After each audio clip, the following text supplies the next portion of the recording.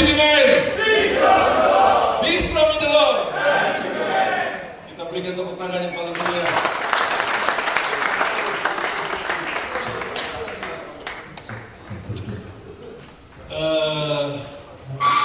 Kita kedapatan seorang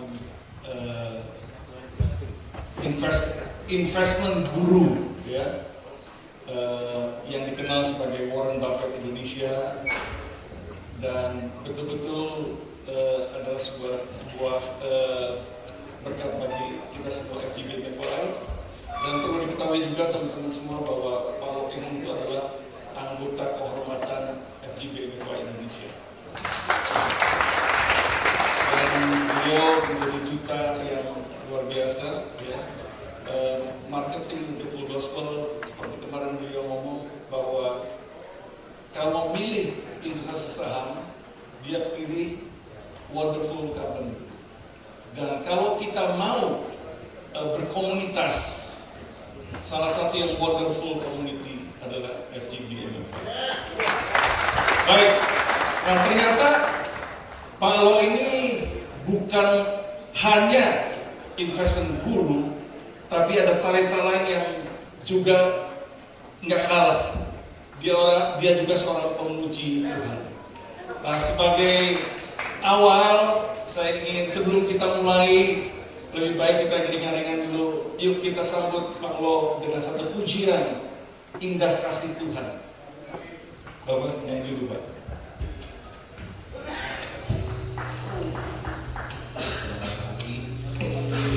Bapak-bapak yang dikasihi oleh Tuhan Yesus Kristus, pada pagi hari ini saya ingin menaikkan satu buah pujian yang judulnya Indahnya Kasih Tuhan. Indahnya, begitu indah kasih Tuhan di dalam hidup saya, dan juga begitu besar kasih Tuhan di dalam hidup bapak-bapak dan ibu sekalian.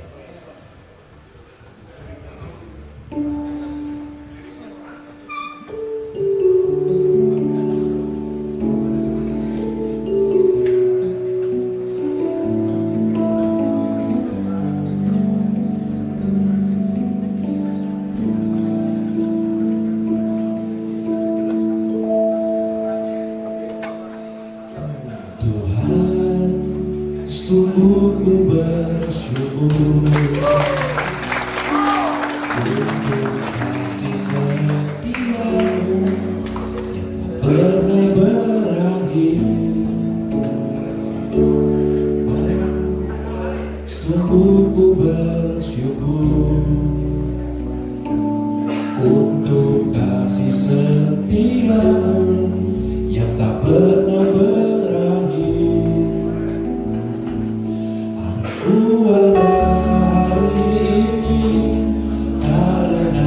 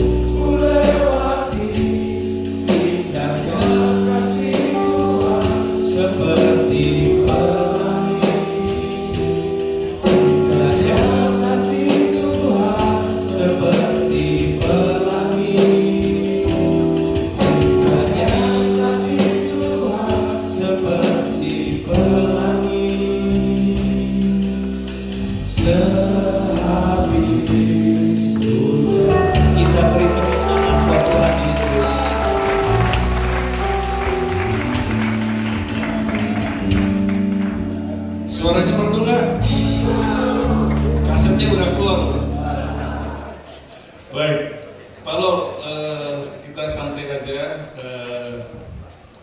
kita mulai dengan yang ringan dulu ya Pak. Orang tuh suka sekali dengar cerita, apalagi cerita kesuksesan tadi seperti yang kita dengar dari Pak David, ya kan. Nah boleh nggak Pak yang ringan dulu, bagaimana seorang working home yang dulunya hidupnya susah dari keluarga yang tidak mampu, malah saya dengar juga rumahnya yang 4x10, nggak ada plafon, hanya gentengnya baik. Nah sekarang menjadi seorang triliuner, bukan bilioner ya Pak, triliuner ya. Silakan Pak, kalau mungkin sedikit, karena saya tahu Amsal 10:22 mengatakan berkat Tuhanlah yang menjadikan kaya, susah payah tidak, dia akan menambahinya. Silakan Pak. Selamat pagi Bapak Ibu yang dikasihi oleh Tuhan Yesus Kristus. Saya dilahirkan di Jakarta 66 tahun yang lalu. Sudah diceritakan oleh Pak Vincent, ya, rumah saya 4x10 meter. Dibuatnya bukan dari tembok tapi dari papan di Kota Jakarta. Plafonnya pun tidak ada, ya. Karena bapak saya hanya seorang bekerja di toko, ya.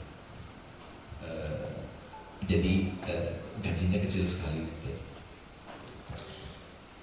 Ketika tamat SMA, saya tidak bisa melanjutkan kuliah lagi, jadi saya kerja di bank. Saya kerja di bank menjadi pegawai tata usaha karena hanya tamatan SMA. Saya kerja 11 tahun, tidak pernah naik pangkat, Terus pegawai tata usaha. Pertama kali saya kerja tahun 1979, tamatan SMA, gaji saya 50.000 sebulan.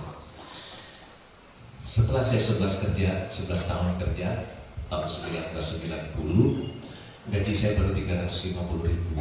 Ya. Tapi beruntung tahun 88 ada Pakto, bank-bank baru diizinkan buka, sehingga tenaga kerja perbankan jadi mahal. Nah, sampai saya buka bank dari Surabaya, dan saya diajak, kemudian saya minta gaji 1 juta dikasih, tambah uang kesehatan 50.000, jadi 1.050.000, gaji saya 200%. Oh, saya happy banget. Saya kerja sangat rajin, ya. Pagi paling datang paling pagi, pulang paling malam. Semua nasabah saya yang kaya saya hubungi, saya kasih tawarin deposito, ya. Kalau dulu suku bunga tinggi, nggak seperti sekarang hanya 5%, dulu 12%. Kalau saya ngomong, Bapak Ibu jadi malas jadi pengusaha, jadi bisnismen, jadi investor semua nanti, ya. Karena apa? Nah, karena begitu nikmat jadi seorang investor. Coba Bapak alami nanti, ya. Begitu. Pak Dari ini siap-siap nih jadi investor semua. Baik Pak, kalau yang saya kenal di Palo 3 yang tentu di luar yang 3 itu banyak lagi yang menonjol. Pertama, Palo adalah dikenal sebagai value investing investor. Yang kedua, Palo juga dikenal dengan kesederhanaannya, kesahajaannya, ya. Lamborghini atau Porsche gampang sekali untuk Palo beli sebetulnya. Tapi sampai dengan sekarang pakai Volvo yang tahun 95. Masih naik mobil tahun 95. Okay. Yang ketiga yang kita patut belajar dari Palo adalah tidak pernah berhenti untuk belajar dan membaca. Nah, mungkin Palo bisa ceritakan kenapa Bapak menjadi seorang value investing? Kenapa saya menjadi value investing? Value investing adalah investasi berdasarkan nilai. Artinya saya membeli saham satu perusahaan yang nilai pasarnya jauh daripada nilai intrinsik perusahaan, dari nilai wajarnya. banyak metode lain, ada yang pakai metode lihat grafik teknikal. Ya. Gurunya Warren Buffett di dalam bukunya Intelligent Investor bahwa pendekatan ini tidak benar, keliru dan menyesatkan. Tapi kalau bapak-bapak mau pakai, silakan aja pakai terus. Ya. Itu perkataan dari gurunya Warren Buffett, Benjamin Graham. Ada juga orang yang suka pakai metode trading atau BPJS, ya. Beli pagi jual sore, ya. Bisa untung, bisa. Ya. Tapi sebetulnya kalau Anda beli dan simpan, Anda akan kaya. Tapi kalau Anda trading, sekuritas Anda yang akan kaya. Ada juga orang yang pakai metode sekarang, pakai MSCI gitu, hitung-hitung nanti perusahaan mana yang masuk. Semuanya saya nggak pakai, saya cuma pakai value investing. Contohnya, belum berapa lama itu saya membeli satu kebun sawit. Saya jadi pemegang saham terbesar nomor 2 kebun sawit. Kebun sawitnya luasnya sebesar 285.000 hektar. Gede ya, segede apa sih 285.000 hektar? Kali Singapura ya, Pak. Seluas 4 kali negara Singapura. Kebun sawit. Oh, ajaib ya. Berkat Tuhan itu ajaib. Saya nggak pernah tanam, nggak pernah urus, ngawasin pencurian juga susah. Besarnya 4 kali negara Singapura, gimana gitu? Itu karena bursa efek lah Indonesia lah yang memungkinkan saya membeli gitu ya. Waktu saya beli, sekarang aja dah, nggak usah waktu saya beli dulu, nilai pasarnya hanya 7T, sekarang ada 10T nilai pasarnya. Kebun sawitnya 285.000 hektar. Kalau dihitung 1 hektar $10.000, artinya 2,85 miliar dolar perusahaan itu nilainya, nilai wajar. Kalau kali 16.600 kira-kira mungkin 47 triliun. 45 triliun. Iya. Iya, Pak. Kira-kira 45-47 triliun. Waktu saya beli kan cuma 7 triliun. Itu value investing. Artinya saya membeli satu perusahaan yang nilai pasarnya jauh lebih murah dari nilai wajarnya. Bisa beli diskon, perusahaan besar, nggak usah tanam, nggak usah urus. Bisa lebihnya, belinya bukan premium, belinya diskon. Itu adanya di bursa. Itu yang namanya value investing. Tapi sekarang saya mau, itu masih saya gunakan sekarang. Tapi saya ingin naik peringkat. Ini ilmu saham yang tertinggi. Yang tertinggi itu adalah belilah wonderful company di harga yang wajar. Dari jauh lebih baik membeli wonderful company di harga yang wajar daripada membeli perusahaan yang biasa-biasa harga murah. Ini ilmu yang sangat tinggi sekali ya di dalam dunia investasi. Lagi Pak, bagus sih kali ini Pak. Ya, ilmu yang sangat tinggi sekali dan dunia itu. Belilah saham perusahaan, belilah saham wonderful company di harga yang wajar daripada membeli perusahaan yang biasa-biasa di harga yang murah. Mungkin kalau dikejar lagi Pak Lo, mohon maaf, kalau dikejar lagi, bagaimana wajar ini itu? Wajar atau tidaknya, biasanya yang sederhana itu diukur dari price earning ratio yang rendah, price to book yang rendah. Itu aja sesederhana, as simple as that ya.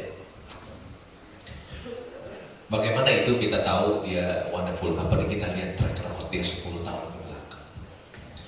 Kalau dia labanya besar dan setiap tahun dia bertumbuh dari 1 triliun jadi 2 triliun, jadi 3 triliun, jadi 4 dan 5 dan terus sampai sekarang labanya 60 triliun. Itu wonderful company. Kita bangun perusahaan sendiri tidak bisa. Saya paling suka saham bank. Kenapa? Nggak ada bisnis yang bisa lawan bank. Karena saya pernah ketika kerja di bank 17 tahun.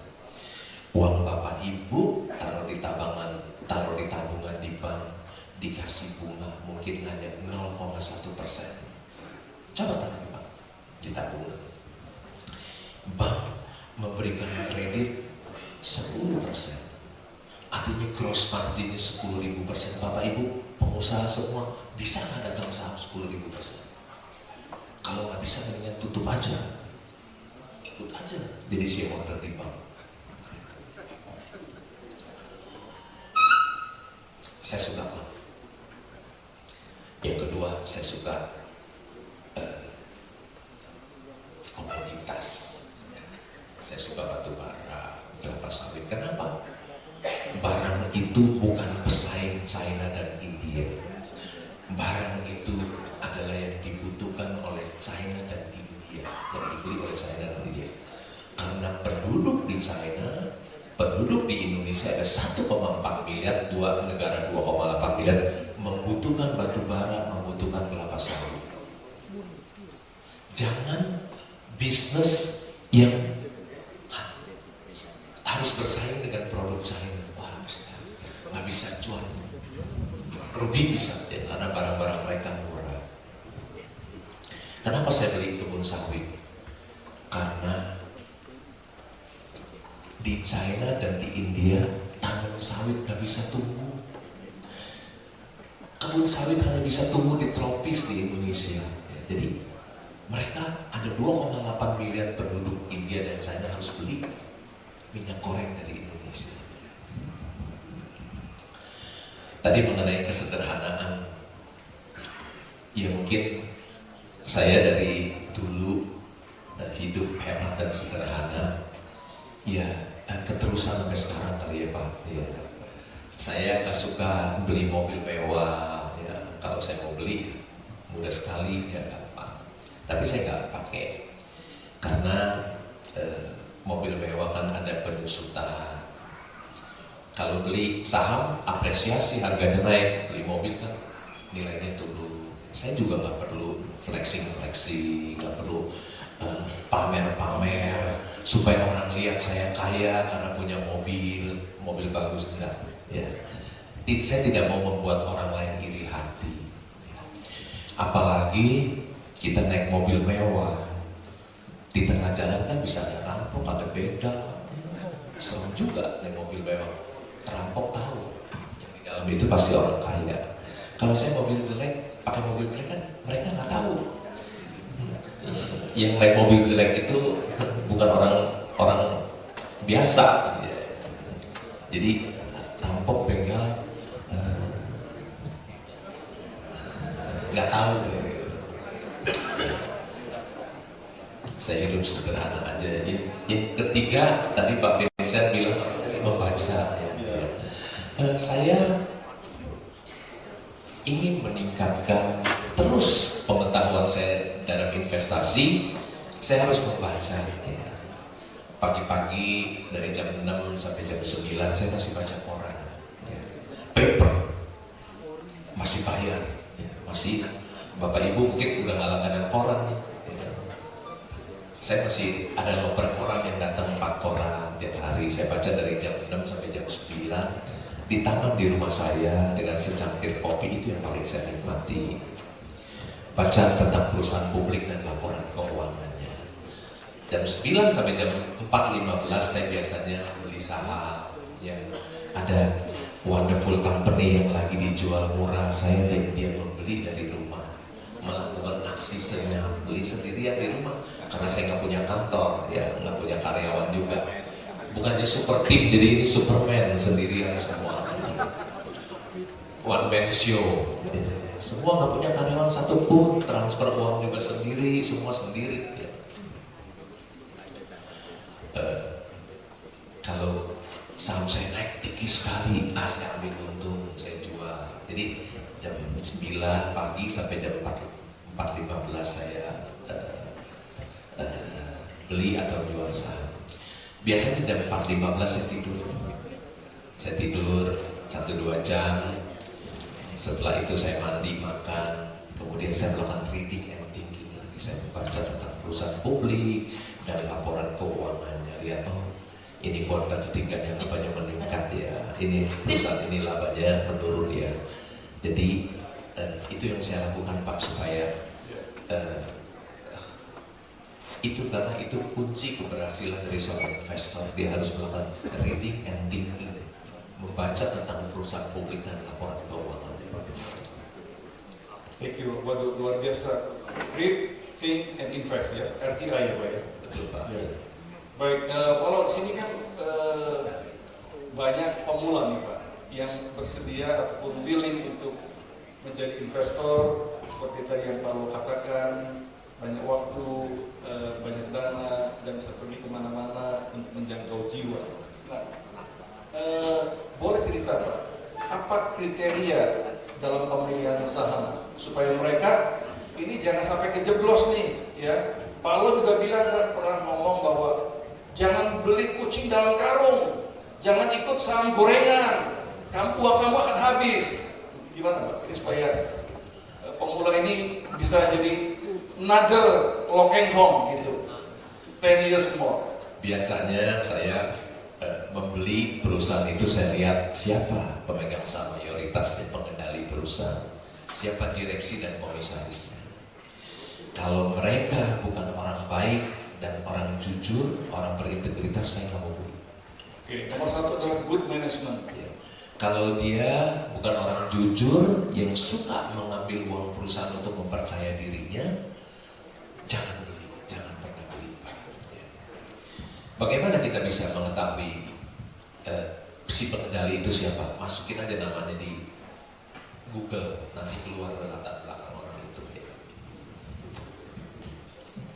Yang kedua, belilah perusahaan yang bisnis usahanya bagus. Tadi saya udah sebutin bisnis yang bukan yang pesaing dari China dan India, tapi yang dibeli produknya oleh China dan India. Yang ketiga, belilah perusahaan-perusahaan yang cuannya akeh, cuan soro, ya. Jangan perusahaan rugi. Kemarin ada seorang teman kita, dia bilang dia beli saham, saya lihat penjualannya tidak sampai 1 miliar. Aduh, 9 bulan gak mencapai 1 miliar. Iya. Padahal ada wonderful company yang setahun labanya 60 triliun. Belilah perusahaan yang labanya besar. Yang ketiga, belilah perusahaan yang bertumbuh, growing. Tadi saya juga udah jelasin dari 1 miliar, 2 miliar, 3 miliar, 4 miliar, 5 miliar, terus sampai 60 triliun labanya. Itu growing. Kita bisa growing rich with the growing company. Okay. Growing rich with the growing company. Growing rich with the growing company. Oke. Berikutnya, belilah dengan harga yang wajar atau murah. Meskipun itu perusahaan bagus, tapi kalau valuasinya mahal, jangan sentuh, jangan beli. Kalau perusahaan itu harganya wajar atau murah, baru boleh beli. Ya, wonderful company yang harganya wajar, syukur-syukur dapat murah. Ya. Kapan bisa dapat murah? Ketika dari awal tahun asing menjual saham milik mereka, wonderful company, pada turun 40%, saatnya boleh beli. Ya, saatnya boleh beli. Yang terakhir, belilah perusahaan yang bagi dividen besar. Enak dapat dividen besar. Ya. Contohnya, ada sebuah big bank di Indonesia, karena harga sahamnya turun 40%, dividen yieldnya meningkat jadi 10%. Big bank, ya. Asetnya di atas 2.000 triliun. Kita punya uang deposito di bank sekarang mungkin 5%. 5% potong pajak 20%, netnya 4%. Kita taruh di big bank yang asetnya uang besar yang 2.000 triliun, dividennya 10%. Belum kalau dia balik harga saham. Kalau dia turun 40%, kalau dia balik kita bisa jual 45%. Tambah 10%, 75%. Nggak usah kerja. Tiap hari pelayanan aja di Full Gospel. Belum tambah kaya kan? Karena punya wonderful company. Dividen yang besar. Oke, Pak. Kira-kira gitu Pak. Ya, jadi saya boleh simpulkan 6G, ya, 6G. Satu adalah good management. Yang kedua, good industry. Yang ketiga, good profit. Yang keempat, good growth. Kelima, good valuation.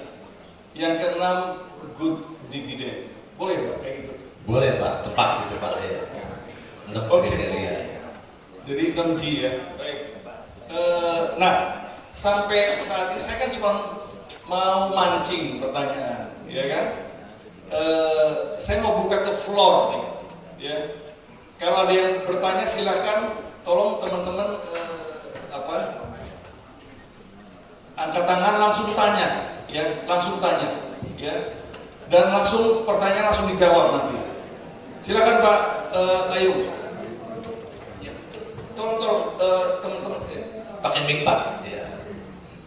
Apakah selama dari bank, Pak dulu kerja di bank, Iya saya kerja di Pak. kemudian Pak dengan bank saham, kemudian apa tidak pernah melalui proses, artinya orang tua belajar kungfu kan mesti paling nggak pecut-pecut dulu kan, Iya. tapi jadi pintar kan. Oh iya tentu Pak ya, tentu. Bapak pernah mengalami itu. Pertama kali 36 tahun yang lalu saya beli saham. Strategi saya beli IPO jual ketika listing. Yang perusahaan yang saya beli Gajah Surya Multifinance. Namanya sudah tidak ada tapi kodenya masih ada, GSMF, masih hidup company-nya. Pertama kali saya beli saham, beli IPO jual ketika listing, begitu listing itu mudun Pak. Jadi rugi Pak ya. Yang kedua, saya beli Astragrafia, beli IPO, jual ketika listing, begitu listing, mudun lagi, cut loss lagi jual. Tahun 90 ada tight money policy dari almarhum Menteri Keuangan JB Sumardi, uang ketat. Mana duitnya semua udah di saham semua, wih, portofolio rugi 50%. Ya. Tapi wah menderita Pak itu 90, 91, 92, 3 tahun Pak. Untung masih kerja, jadi dapat income dari hasil kerja buat makan. Tahun 93 market booming Pak. Suku bunga diturunin sama Menteri Keuangan, tight money dilepas tahun 94 terbang saham. Wah, yang rugi-rugi balik untung Pak. Jadi rugi itu udah biasa Pak. Begini Pak, apa yang menyebabkan Pak Boyo tadi 3 tahun masa-masa transisi tadi, kok masih tetap berani invest terus? Biasanya orang kalau nggak punya mental pemenang itu biasanya Kapok. kalau udah kapok dia quick. Jadi Pak kok malah terus ini, apa yang menginspirasi, rasanya apa? Nggak kapok-kapok ya Pak ya. Karena kalau kita belajar dari Thomas Alva Edison Pak, dia bikin lampu ini gagalnya 1000 kali Pak. Coba kalau dia putus asa Pak, kita gelap lu Pak tiap malam. Pakai lilin petro Pak. Kalau Pak Ayu ini kan pendoa Pak. Iya. Kan sebelum berhasil terus doa terus. Oh gitu, oh iya Pak. Iya. Jadi gagal kita harus coba lagi, Masalahnya ini yang paling menurut saya Pak ya, perjalanan hidup atau Pak Lo ini istilahnya no pain no gain. Jadi harus mau melewati ini, jangan pernah menyerah, ya kan? Nah generasi anak muda sekarang ini gampang sekali patah arang, gampang sekali ini. Jadi ini perlu Pak Lo kasih kecaman yang menggigit sedikit apa? Ya Pak, no pain, no gain, kata Bapak. Atau di dalam dunia saham yang terkenal, seluruh dunia bilang, saham itu high risk, high gain. High risk, high gain. Tapi sebetulnya risiko itu datang dari ketidaktahuan kita Pak. Orang yang tahu, dia bisa memilih saham yang low risk, high gain. Tapi orang awam, orang yang tidak tahu, dia bisa membeli saham yang high risk low gain. Jadi sebetulnya risiko itu datang dari ketidaktahuan kita. Apa yang membuat Bapak beli saham rugi tapi tidak putus asa? Ya. Kalau saya beli satu saham perusahaan salah, saya rugi banyak, Pak. Itu saya bayar uang sekolah banyak, Pak. Bayar uang sekolah lebih mahal dari kuliah di Harvard, Pak. Kalau lagi rugi sekarang, Pak, ya, jauh lebih mahal dari biaya kuliah di Harvard. Ya. Artinya apa, Pak? Bayar uang kuliah besar, saya jadi tambah hati-hati, Pak. Tambah hati-hati, tambah pintar, Pak. Tambah pintar. Kalau kita beli saham rugi, kita tambah hati-hati, ilmu saham kita naik kelas, kita tambah pintar, Pak. Tapi kalau kita beli saham sampai mencolot, sampai munda, kita tambah sugih, Pak. Begitu, Pak. Turun tambah pinter, naik tambah sugih. Begitu, Pak. Baik, ada teman-teman lain? Ya, makin banyak. Saya cuma pancing dengan beberapa pertanyaan. Oh, ini sampai jam berapa ya, panitia? Sampai diusir, Pak. Kalau ini siap sedia loh di sini, ya? Oke. Ya baik Pak, saya Nama? Socan dari Batu Pak, dari Kota Sini. Oke. Kalau tadi Pak, Mr. David kan suksesnya 100% keluarga, 100% pekerjaan, 100% Tuhan. Nah kalau Pak Lokeng Hong ini gimana Pak ya? 100% ya? Karena tadi belum kelihatan keluarganya atau aspek-aspek lain dari kehidupan Pak Lokeng Hong sendiri seperti apa? Terima kasih.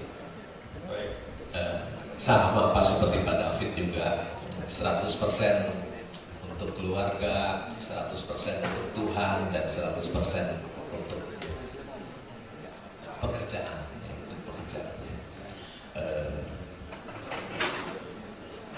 Sama, podo Pak, ya, Pak David ya. Jadi Pak Lo ini bukan hanya sebagai investor, beliau juga hidup sebagai wakil ketua dari STP Alam Hidup ya Pak ya. Bukan, Sekolah Kristen Kalam Kudus. Sekolah Kristen Kalam Kudus. Beliau jadi wakil ketua yayasan ya. Wakil ketua yayasan itu. Dan juga lewat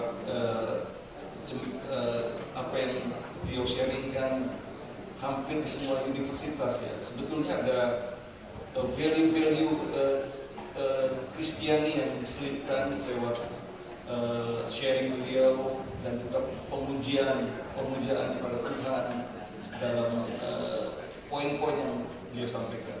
Ya, itu juga sebetulnya bagian daripada pelayanan. Ya. Pelayanan dalam apa saja. Dan dia juga punya keluarga yang harmonis, istrinya juga luar biasa, anak-anaknya juga sukses. Itu Pak, bisa Pak. Oke. Jadi memang 3 sama tadi, pelayanan sukses, bisnis sukses, dan juga keluarga yang baik. Oke, silakan. Silakan sebentar dengan Pak Daniel sudah sampai ke. Siap lalu. Pertama saya mau tanya, sekarang ini kan suku bunga di Amerika itu kan tinggi. Nah itu yang pertanyaan pertama, apakah mempengaruhi dengan harga saham sekarang Pak? Itu yang pertama. Terus yang kedua, tanggal 30 kemarin The Fed kan sudah menurunkan suku bunga ke 4-5%. Nah, secara otomatis kan harga nilai tukar mata uang terhadap emas itu kan naik. Nah, sekarang itu lebih prefer kita sebagai anak muda mau invest ke arah emas atau ke saham. Terus kan juga sekarang itu ada yang invest beberapa di Bitcoin ya. lebih prefer kemana Pak? Oke. Pertanyaan bagus nih, pertanyaan anak muda. Ya. Tentu ada tanyakan, lebih baik beli saham, beli emas, atau beli kripto? Tentu saja saya sebagai seorang investor saham, saya tentu akan jawab saham is the best choice. Saham adalah pilihan yang terbaik bagi saya. Tentu ada alasannya. Saya tidak pernah dan tidak akan pernah membeli cryptocurrency. Ya. Kenapa? Kalau saya beli saham bank, kan ada underlying ya banknya yang 1 tahun bisa untung 50 triliun. Kalau saya beli saham perkebunan kelapa sawit, kan ada kebun sawitnya sebesar 4 kali negara Singapura. Waduh, saya bangga. Tuhan berkati saya bisa memiliki kebun sawit sebesar 4 kali negara Singapura. Nggak tahu tanamnya gimana, rawatnya bagaimana, jaga malingnya gimana sebesar 4 negara. Saya tidur aja jadi sleeping shareholder. Ada underlying-nya. Kalau beli cryptocurrency, underlying-nya apa? Nggak ada. Kalau kita beli sesuatu barang yang nggak ada underlying-nya, bisa turun sampai 0. Yang kedua, cryptocurrency emas tidak produktif. Kalau kita beli saham perusahaan publik itu menghasilkan produk dan jasa bagi hidup kita. Pagi-pagi saya bangun tidur, saya ke toilet karena sudah 6 jam. Saya harus ke toilet, begitu saya ke toilet, mereknya Toto, itu produk dari perusahaan publik. Habis saya dari toilet, saya harus udah 6 jam tidak minum, saya harus minum. Mereknya Cleo, itu produk dari perusahaan publik. Tapi ingat, saya nggak punya saham Cleo ya, cuma buat coklat. Bukan promosi, bukan. Itu maksud saya memberikan itu, perusahaan publik itu menghasilkan produk dan jasa bagi hidup kita ya. Kalau kita sampai malam, rumahmu di mana? Di Ciputra. Oh, itu perusahaan publik juga di Surabaya. Rumahmu di mana? Di Geraha Family. Itu juga perusahaan publik. Jadi dari pagi kita bangun sampai kita tidur malam, kita pakai produk dan jasa bagi hidup kita. Dia produktif. Yang kedua, perusahaan publik itu menciptakan banyak lapangan pekerjaan. Astra Internasional karyawannya ada 300.000. Belum dia punya dealer, belum dia punya supplier. Wah, turutannya banyak. Makin banyak lapangan pekerjaan tercipta, makin sejahtera bangsa dan negara kita. Perusahaan publik menciptakan banyak lapangan pekerjaan. Yang ketiga, perusahaan publik adalah pembayar pajak, royalti dan cukai yang besar untuk pembangunan, untuk bayar hutang, untuk bayar gaji, dan untuk membantu rakyat miskin. Tetapi emas dan kripto tidak produktif, dan cryptocurrency juga dipakai untuk alat kejahatan. Kalau orang nyuri uang orang, dipindahin ke bank, dari bank ditransfer dibelikan cryptocurrency, kehilangan jejak, dipakai untuk pencucian uang kejahatan di situ. Dan saya orang yang gaptek, saya mana berani di cryptocurrency taruh uang triliunan di dunia maya. Kalau di dunia maya banyak hacker-hacker, kalau hilang gimana? Nggak berani saya. Kalau saya di saham beli 1 triliun nggak apa-apa, nggak takut. Nggak pernah kan dengar bursa efek Indonesia dibobolin, nggak hilang. Jadi begitu saya tidak membeli cryptocurrency, tidak beli emas karena tidak produktif, dan cryptocurrency bisa dipakai untuk pencucian uang dan kejahatan. Bagi saya saham is the best choice.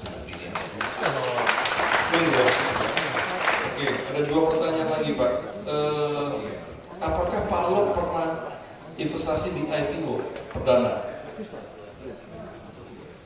Pertama-tama iya, waktu 36 tahun yang lalu, tapi sudah 30 tahun tidak beli saham IPO. Saya sudah 30 tahun tidak beli saham IPO. Kenapa?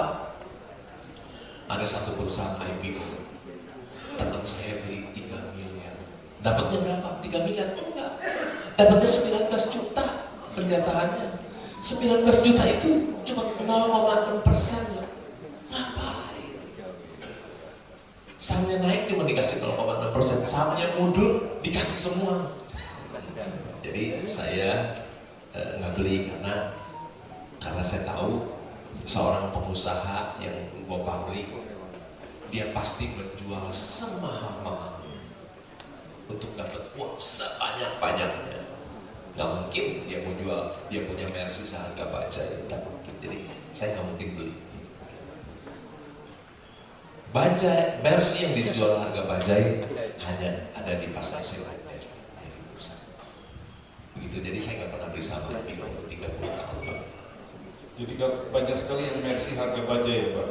Di secondary? Di secondary, Iya. Nah pertanyaan kedua, Pak Alok kan nggak pernah investasi di luar negeri ya? Hanya ada di Bursa Efek Indonesia.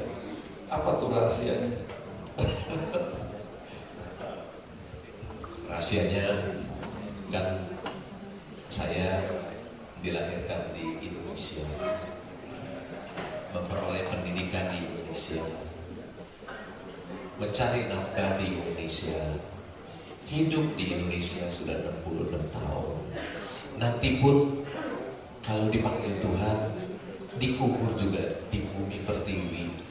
Jadi buat apalah kita investasi di luar, kita investasi di Indonesia.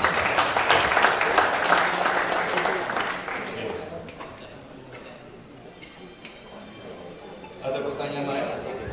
Oke, silakan. Ada banyak 3 ya.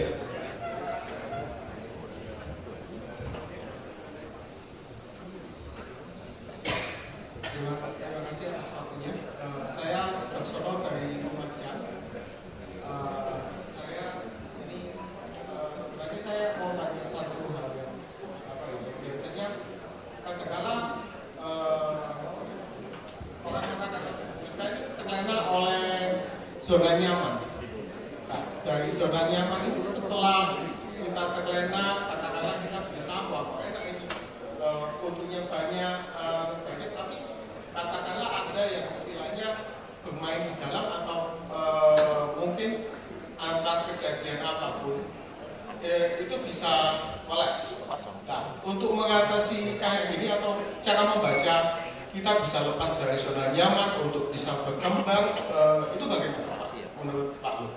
Supaya nanti kalau katakanlah saya nyoba investasi, ternyata wah ini kok petanya enak, tapi saking terlalu enak, saya jadi istilahnya terlalu nyaman, lepas dan hilang. Gimana Pak? Lepas dan hilang. Kan kita beli saham itu kan tidak beli kucing dalam karung, bukan dengan katanya teman saya yang bilang, influencer yang bilang, bukan, tapi kan kita baca dia punya annual report. Kita bisa lihat di annual report ada 5 tahun kinerjanya seperti apa. Kita lihat lagi annual report yang 5 tahun, bisa lihat lagi 5 tahun ke belakang, 10 tahun.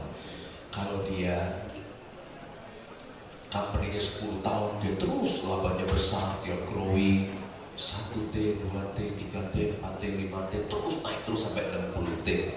Ini bisa nyata sampai 60T. Ada perusahaan yang laba bersihnya 60 triliun, bank swasta ya. Kira-kira kalau dia, kita lihat 10 tahun ke belakang, dia terus bertumbuh. Ada COVID, ada macam-macam perang, dia terus bertumbuh terus.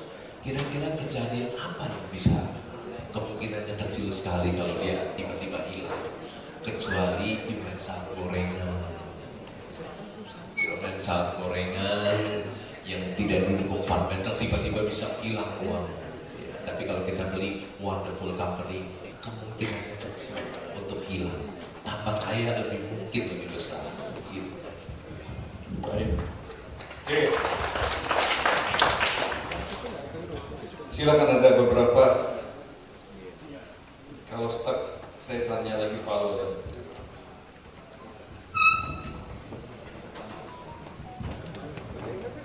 Selamat siang, Pak. Selamat siang. Ya, nama saya Ferry dari Tulungagung. Oke, bagus. Kalau stigma yang di masyarakat itu kadang yang umum ya, bahwa beli saham itu sama dengan gambling. Itu satu. Mungkin bisa diberikan pemahaman yang lurus, benar. Gitu.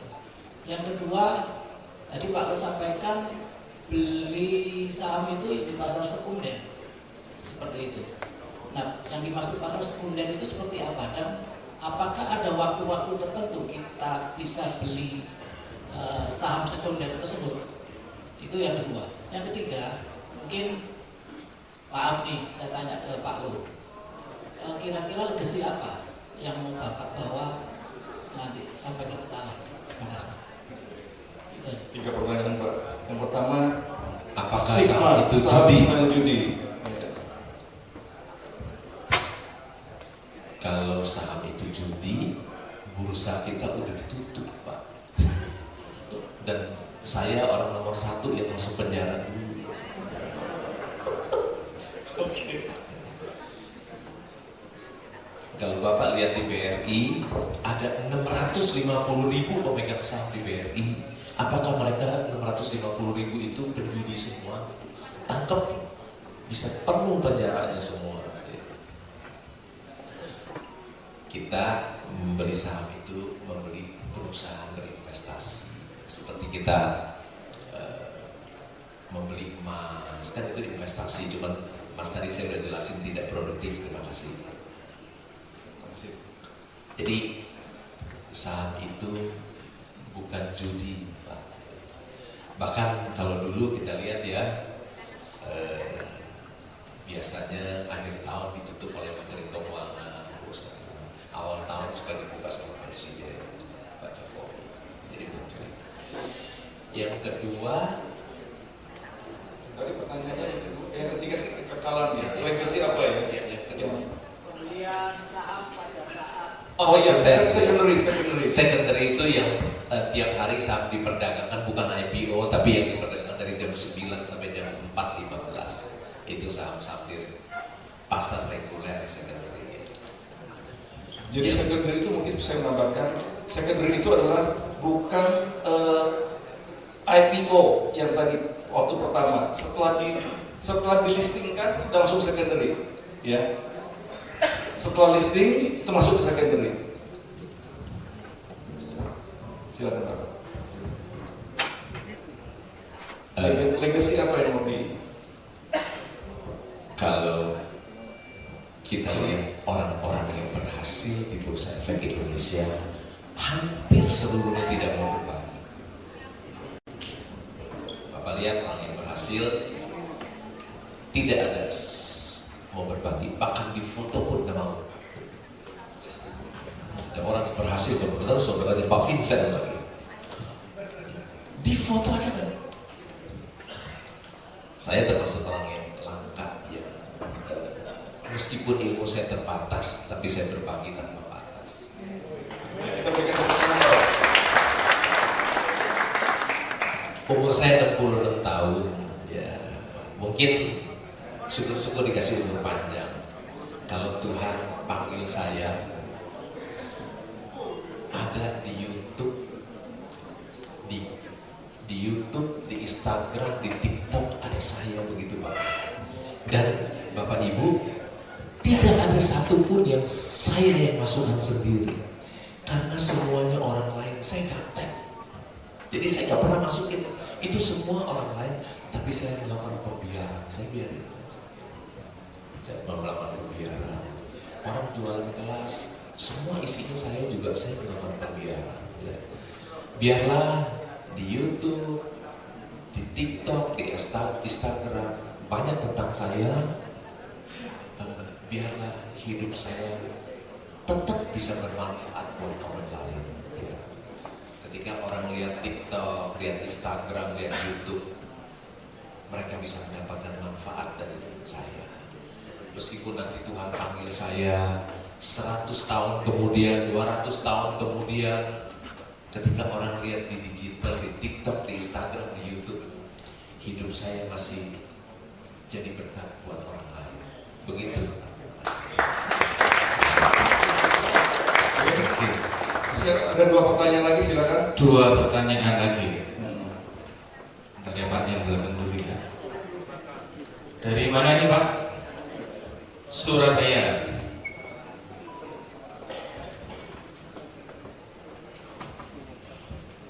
Ya, terima kasih. Selamat siang Pak. Selamat siang Pak. Saya mau tanya begini.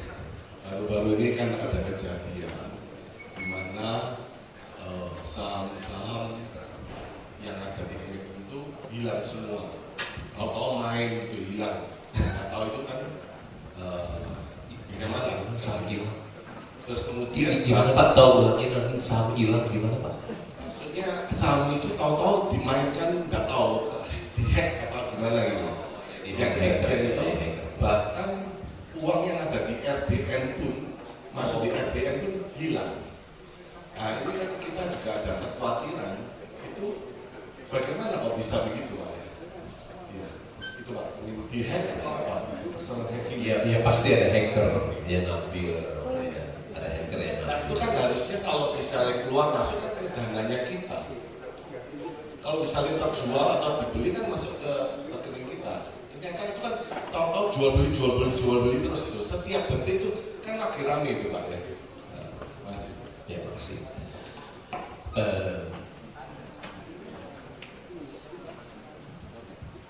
Hacker bisa ambil uang kita di RDN dia.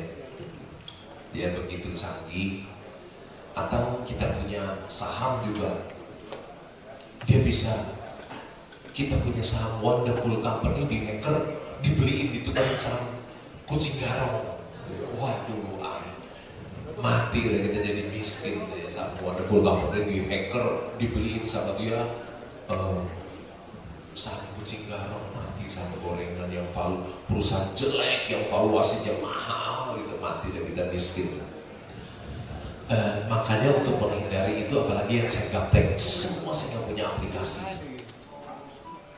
Ada aplikasi saya tutup semua, hacker nggak bisa ambil karena saya nggak punya aplikasi, nggak bisa dihack sama hacker karena saya gaptek, jadi saya nggak ada. Jadi saya masih beli saham nggak bisa online, saya masih beli saham, saya masih telepon ke dealer, ya, beli. Jadi untuk antisipasi hacker, karena saham saya begitu banyak, kalau sampai di hack, saya kebetulan gaptek lagi habisnya semua. Jadi dibeliin saham Wonderful Company, saya jual ditukar saham kucing garong, waduh kucing kurang semua dibeliin, mati saya jadi miskin ya. Udah saya bilang, nggak mau deh, jangan punya aplikasi, semuanya manual ya. Jadi nggak bisa dihacker ya saham saya, karena saham saya kan banyak sekali, bahaya banget ya. Begitu kira-kira Pak, ya untuk menghindari hacker. Pak, ini ada satu pertanyaan penting. Apakah boleh investasi saham itu dengan hutang, misalnya seperti fasilitas margin? Ini supaya menjawab tantangan anak muda. Boleh beli tidak pakai margin, pakai hutang. Saya pribadi tentu tidak mau beli pakai margin lagi, beli hutang ya, nggak mau beli saham pakai hutang. Saya orang yang bebas hutang ya. Cash rich, loan free, nggak pernah hutang saya.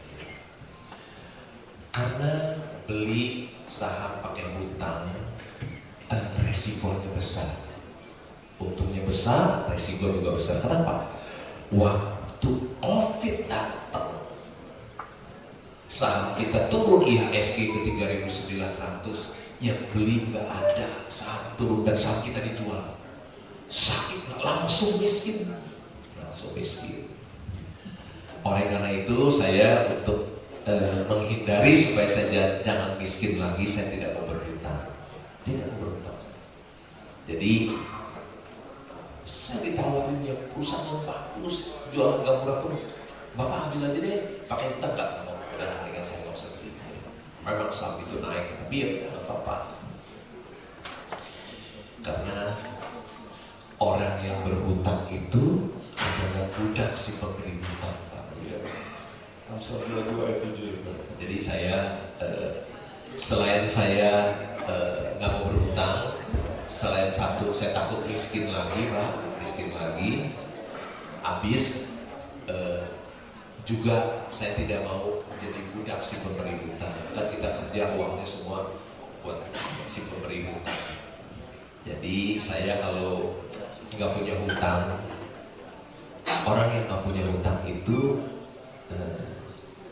susah banget. Karena kan saham turun pun kita masih pegang kan, satu hari dia balik lagi lebih tinggi dari sebelumnya. Jadi saya main aman, saya tidak mau hutang.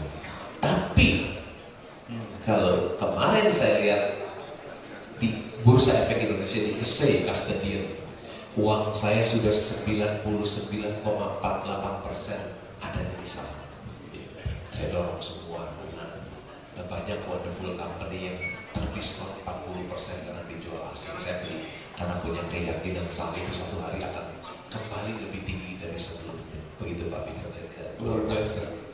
Oke. Iya, satu lagi ya mungkin ya. Ya. Terima kasih Pak. Sorry sebentar, waktunya kasih sampai jam berapa? Terakhir Pak. Oke. Terima kasih Pak. Nama saya Aris Hidayat dari Surabaya. Saya kebetulan pernah investasi di saham New York Pak.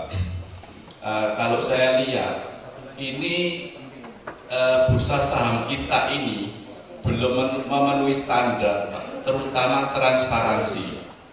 Contoh, gaji GM-nya berapa? Mungkin Pak Lokeng pun juga nggak tahu. Gaji GM, direktur, di mana ini rawan insider trading. Misalkan nanti bagi profitnya besar, gaji direkturnya mungkin cuma 500 juta, tapi tunjangannya 20 miliar, bonusnya dan lain-lain. Itu banyak trik-trik kalau nggak transparan seperti itu, Pak. Gimana kita bisa mengetahui insider trading yang tidak transparan di Indonesia ini? Misalkan kalau di luar negeri itu tahu Pak, oh ini yang borong ini direkturnya. Kalau di Indonesia rasanya Pak, itu kita nggak tahu Pak.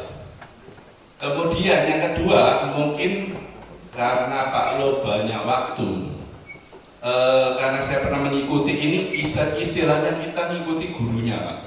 Saya invest itu, di mana dia memang realnya banyak mendapatkan keuntungan. Tapi saya sudah lama tidak mengikuti dan tidak invest, di mana dia tidak mengajari lagi Pak.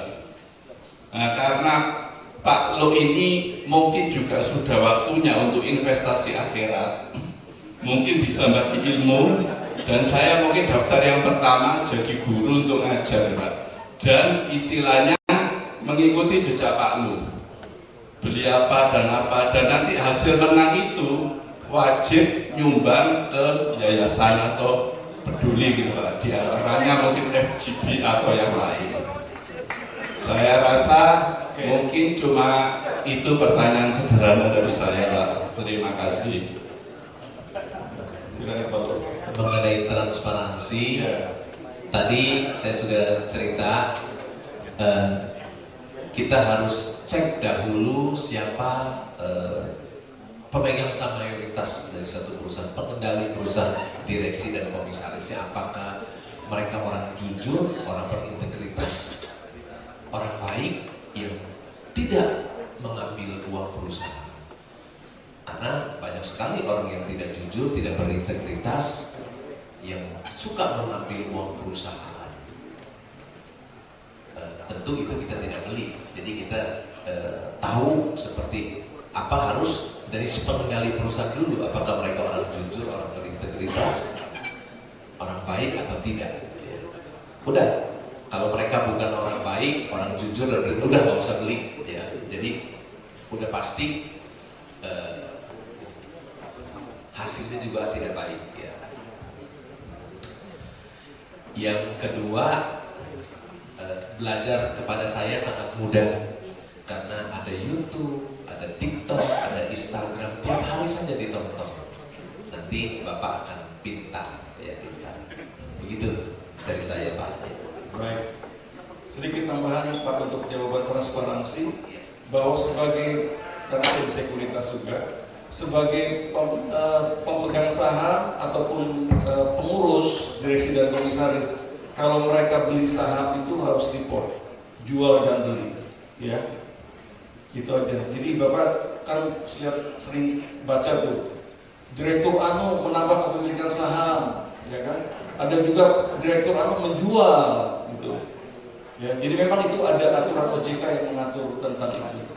Juga satu lagi seperti komite audit di dalam perusahaan TBK itu tidak boleh beli saham atau beli atau jual sama sekali. Ya, saya rasa itu tambah aja. Kita lupa Pak Vincent itu masih komisaris di sini.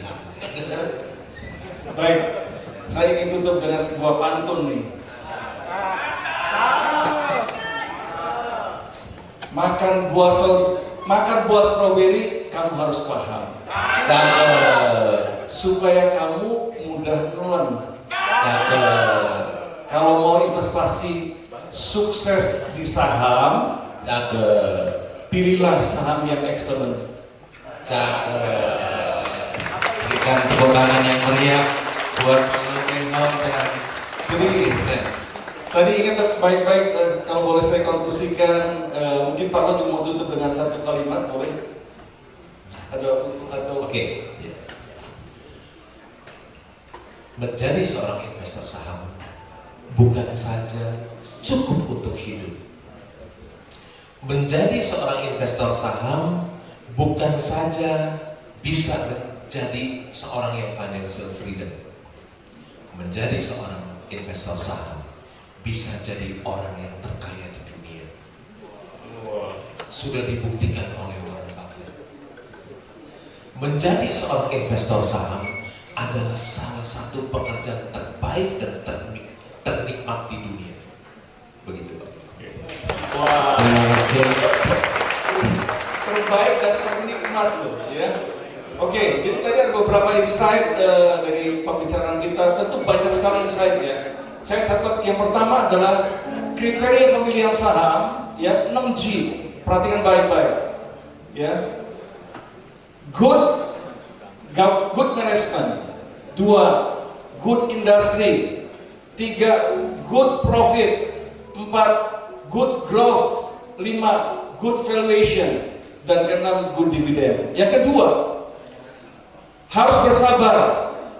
Uang besar nggak datang dari jual dan beli, tapi dari nunggu. Harus sabar. Dan yang ketiga adalah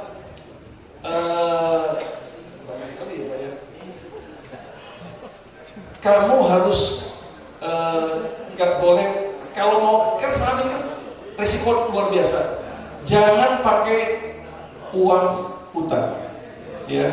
Pakailah uang dingin atau uang yang nganggur begitu. Dan beberapa banyak lagi insight yang dari Pak Lo. Sekali lagi kita berikan tepuk tangan untuk Pak Lo. Sebetulnya kalau mau sih extend terus ya. Masih banyak pertanyaan-pertanyaan yang belum terjawab. Baik, sekali lagi saya kembalikan kepada MC. Mau nyanyi lagi Pak? Oke. Terima kasih banyak Pak Lord dan Pak Vincent. Kami panggil dengan hormat Bapak Nasional Presiden Pak Bali Susanto untuk memberikan kacamata Bapak.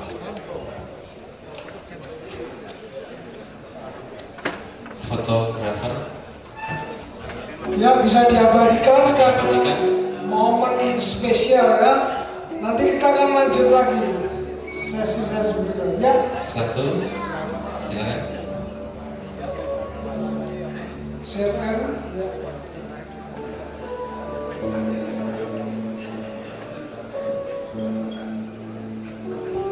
Terima kasih.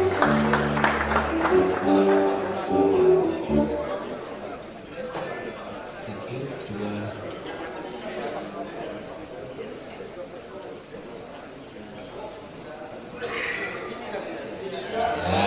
Betul. Tulisannya. Terima kasih.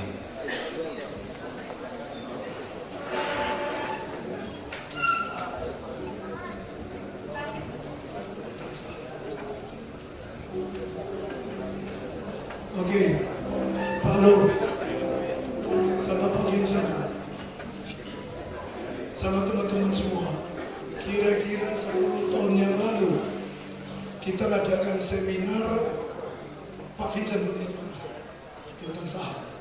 Semua mayoritas yang tanya anak buahnya Pak Sultan mana Pak Sultan? Ada tulis mana? Tanyanya selalu saham apa ini? Dia bijaksana, dia nggak ngomong saham apa. Dalam perjalanan itu saya tidak tanya, tapi dia bilang, Pak Ayu, kalau ada duit nganggur, duit dingin, duit sendiri bukan utang, beliau sentuh. Terus saya tanya, kenapa mesti sentuh? Analisanya dia sahamnya waktu itu 83 atau 85. Ya sekitar 60 ya. Ya karena saya pakai orang saham, saya orang kerja kayak Pak Alek ini kan borong-borong, saya ini kan obat gitu. Dan concern di sana, saya nggak ini, tahu nggak? 3 bulan aja. Anak saya waktu itu saya cerita, Pak, sahamnya sih konsolnya Papa, Pak Vincent itu Pak. Hari ini Pak, wis nopek, soalnya bilang tuh, nopek. Nah, tapi saya tetap sejahtera. Nah, pesan saya, kita berterima kasih pagi hari ini. Pak Lo ini saya menangkap secara spirit ya, sama Pak Vincent. Saya menangkap spiritnya. Ya. Pak Lo ini tulus, jujur, dan apa adanya. Nah, tidak seperti pembicara-pembicara yang mau pencitraan dan lain sebagainya, dia tidak nambah, tidak ini. Dan semuanya basicnya sebetulnya Alkitab.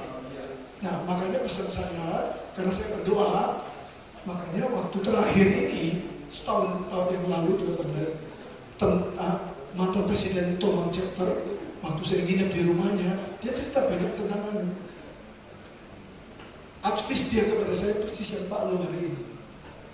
Nah, dia bicara sama saya. Nah, kemudian saya bawa dalam doa.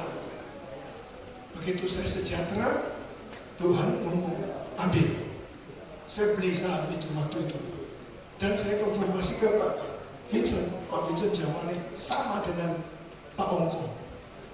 Jadi, saudara jangan gampang percaya sama orang, sama berita-berita ini. Boleh terima, tapi yang penting banyak Tuhan. Kalau Tuhan izinkan, nah, mau tahu nggak, Bapak Ibu? Saya invest 200 juta.